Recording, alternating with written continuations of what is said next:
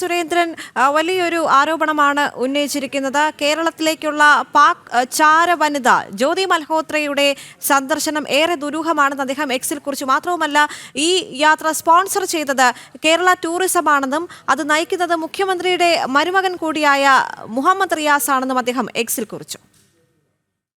ചാരവനിത ജ്യോതി മൽഹോത്രയുടെ കേരള സന്ദർശനവുമായി ബന്ധപ്പെട്ട് ഗുരുതര ആരോപണമാണ് ബി.ജെ.പിയുടെ മുൻ സംസ്ഥാന അധ്യക്ഷൻ കെ സുരേന്ദ്രൻ ഉയർത്തിയത്.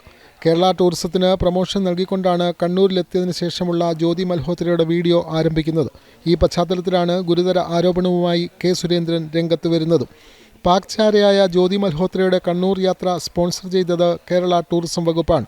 പിണറായി വിജയൻ്റെ മരുമകനാണ് ഇത് നടത്തുന്നത്. അവർ ആരെയാണ് കണ്ടത്? അവർ എവിടെ പോയി? യഥാർത്ഥ അജണ്ട എന്താണ്? പാക് ബന്ധമുള്ള ഒരു ചാരയ്ക്ക് കേരളം എന്തിനാണ് ചുവപ്പ് പരവതാനി വിരിക്കുന്നത്? തുടങ്ങിയ കാര്യങ്ങളും സുരേന്ദ്രൻ എക്സിൽ തന്റെ പോസ്റ്റിലൂടെ ചോദിക്കുന്നു. I would like to ask Mr. Pinarayi Vijayan, the Home Minister, the Chief Minister of Kerala, during her visit, who did they met? Who did she met? Where she travelled?